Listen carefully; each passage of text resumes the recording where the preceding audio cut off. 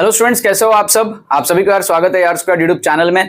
इस वीडियो के अंदर में हम लोग तुक्का ट्रिक्स देखने वाले हैं, तुक्का स्ट्रैटेजी देखने वाले हैं। जेईई मेन के मेरे पास में जनवरी अटेम्प्ट के क्वेश्चंस है और उसमें मैं बहुत अच्छे आपको ऑप्शन एलिमिनेशन ट्रिक्स दिखाऊंगा कि किस तरीके से आप लोग को ऑप्शंस एलिमिनेट करके तुक्का मारना चाहिए, जिससे कि आपकी हायर एक्यूरेसी से जो है क्वेश्चंस करेक्ट हो और आप नेगेटिव मार्किंग से बच सको। राइट, अगर आप चैनल पे पहली बार आए हो है ना, फर्स्ट टाइम मेरे वीडियोस को देख रहे हो तो चैनल को आप सब्सक्राइब करो।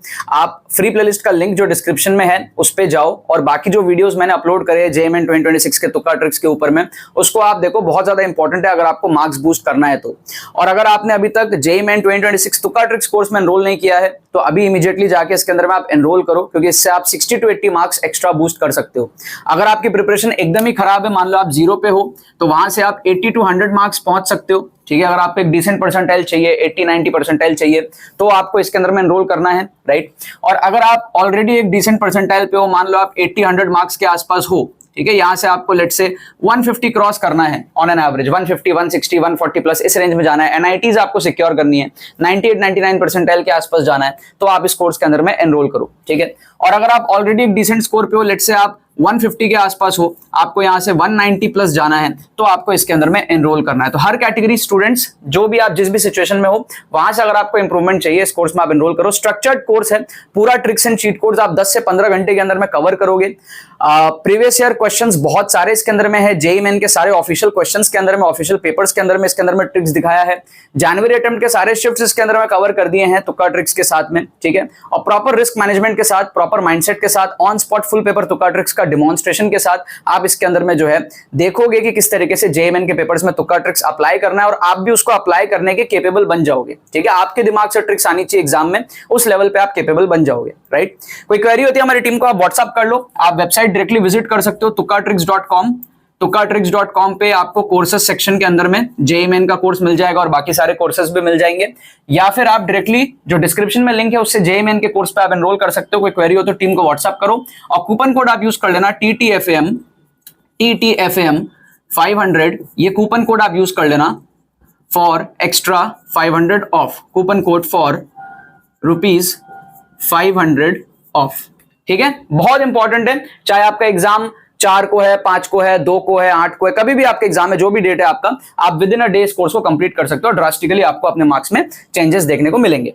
अब यहां पर हम लोग डिस्कस करते हैं कि भाई option elimination tricks, option elimination तुक्का स्ट्रैटेजी फॉर जेईई मेन 2026। ठीक है, टारगेट आपको क्या रखना है, आपको अगर 98-99 परसेंटाइल चाहिए गारंटी से, तो आपको टारगेट रखना है कि आप 25-30 क्वेश्चन के आसपास सॉल्व करो, जितने आप कर सकते हो श्योर शॉट।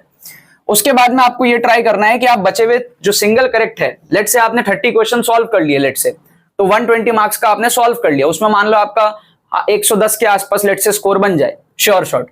उसके बाद में जो 30 क्वेश्चन है उसको आप अटेम्प्ट करोगे और आपको ट्राई करना है कि 50% वहां पे सही हो। ठीक है, 15 सही हो, 15 गलत हो, तो यहां से आपका 60 नंबर आएगा और यहां से आपका 15 हटेगा, तो यहां से आप जो है 45 नंबर बूस्ट करोगे सिंगल करेक्ट से।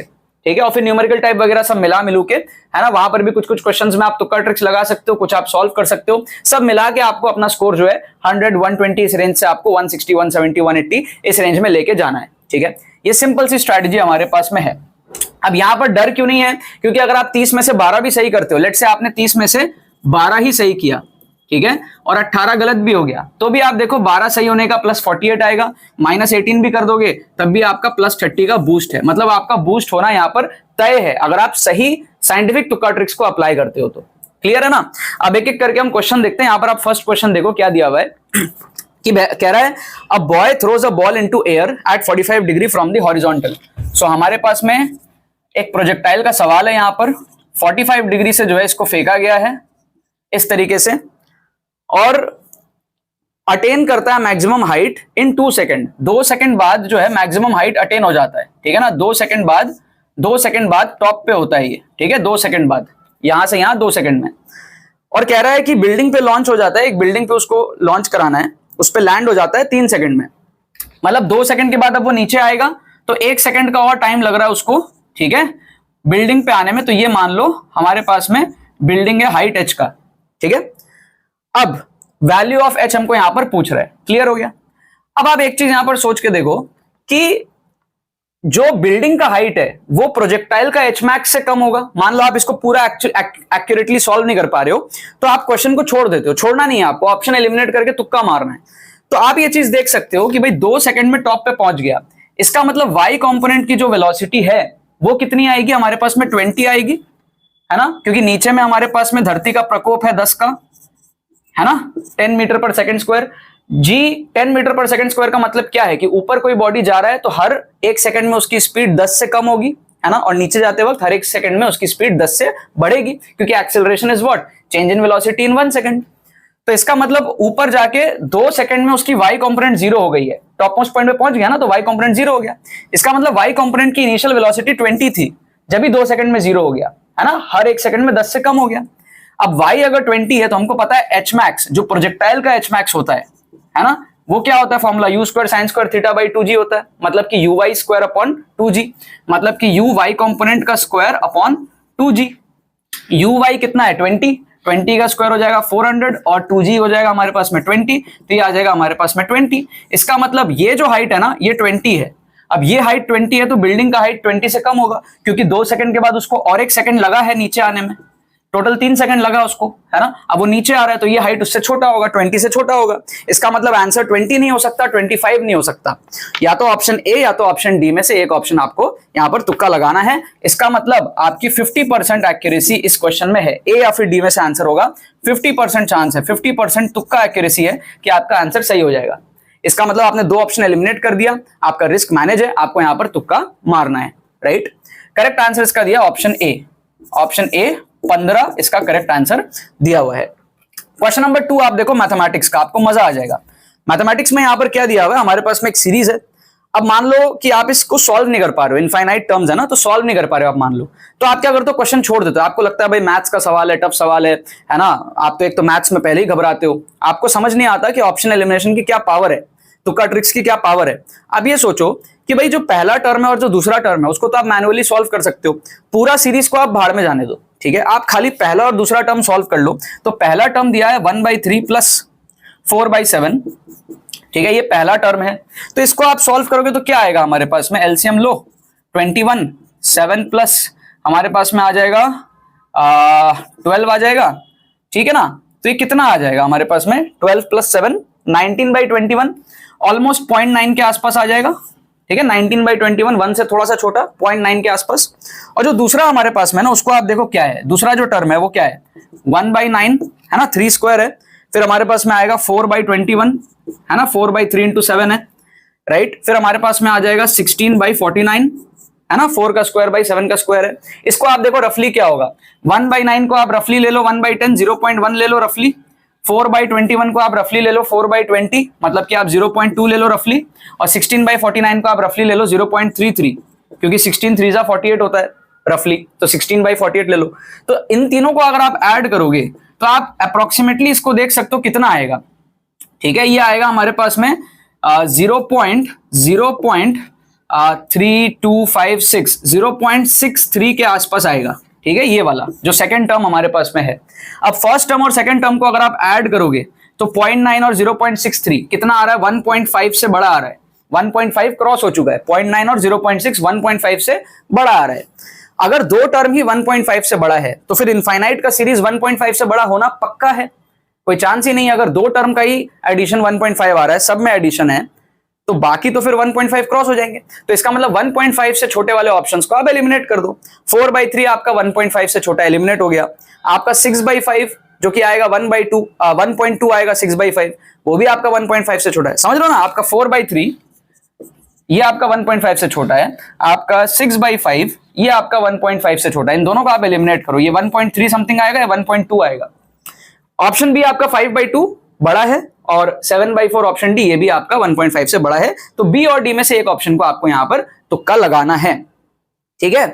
बाकी 7/4 भी ना बहुत ज्यादा बड़ा नहीं है, वो भी आप देखोगे कि वो 2 से छोटा ही है, बट ऐसा एक फील आएगा कि भाई एडिशन हो रहा है ना, आगे इनफाइनाइट तक जाएगा, तो कोशिश करो आप 5/2 को तुक्का लगाने का। वो 2.5 है, क्योंकि यहीं पर ही 1.5 आ गया, तो आप देखोगे 7/4 कितना ही है, ठीक है, 7/4 बहुत ज्यादा नहीं है, ठीक है। आपके पास में कितना ही आ जाएगा 7/4, आप चेक करके देखो, ठीक है, ये आपका है जो 1.7 ही आ रहा है, 1.7 के आसपास। तो जब दो टर्म ही 1.5 हो गया तो फिर बाकी ऐड करके 1.7 की भी चांसेस कम है, थोड़ा बड़ा आने का चांसेस है। तो बेस्ट ऑप्शन ऑप्शन बी है तुक्का लगाने के लिए। तो ऑलमोस्ट 100% ही हमारा यहाँ पर जो है एक्यूरेसी निकल गया, 100% हमारा तुक्का एक्यूरेसी बन गया इस क्वेश्चन में। Option b is the correct answer. इस तरीके से आपको एग्जाम के अंदर में सोचना पड़ता है, छोटे छोटे लूपहोल्स खोजने हैं। मैथमेटिक्स के अंदर में अगर आपने 3-4 सवाल भी ऐसे कर दिया, आपका परसेंटाइल जहां 50-60 परसेंटाइल आने वाला है वहां से आपका 97-98 परसेंटाइल पहुंच जाएगा। ठीक है, अब आप देखो क्वेश्चन नंबर 3। क्वेश्चन नंबर 3 में हमारे पास में क्या दिया हुआ है, इसमें दिया हुआ है द पीरियड ऑफ ऑसिलेशन। अब टाइम पीरियड आपको पता है 2π/ω फॉर्मेट का होता है। टाइम पीरियड क्या होता है, 2π/ω फॉर्मेट का होता है। तो आप देखो ऑप्शन ए और ऑप्शन बी में तो 2π नहीं है, पाई है, तो उसको आप एलिमिनेट कर दो। 2π फॉर्मेट सी और डी में है तो उसमें आंसर होगा, है ना। अब सी और डी में से आप डायमेंशन चेक कर लो कि भाई जो डायमेंशन है ना उसको देख लो कि रो A/mg कितना आ रहा है, उसको आप एक बार चेक कर लो। तो अगर आप ऑप्शन डी को चेक करते हो ना, यहां पर ऑप्शन डी का आपका डायमेंशन मैच कर जाएगा। आप देखो m अपॉन रो AG, इसको अगर आप चेक करते हो तो आपका ऊपर में है m, नीचे में है डेंसिटी मास बाई वॉल्यूम, मतलब कि m/L3, और एरिया हो जाएगा आपका L2, और एक्सेलरेशन आपका हो जाएगा मीटर पर सेकंड स्क्वायर, मतलब कि LT²। ठीक है, तो इसका आप देखो आपका m से m कट जाएगा, L2 L कट जाएगा, ये आपका T² बचेगा, रूट लोगे तो आपका T बचेगा। तो टाइम के डायमेंशन से आपका मैच कर जाएगा, क्योंकि टाइम पीरियड पूछा तो टाइम का डायमेंशन आना चाहिए। तो ऑप्शन डी का डायमेंशन मैच कर रहा है, ऑप्शन ए का डायमेंशन मैच नहीं करेगा। रो A/mg वो आपका डायमेंशन ही मैच नहीं करेगा।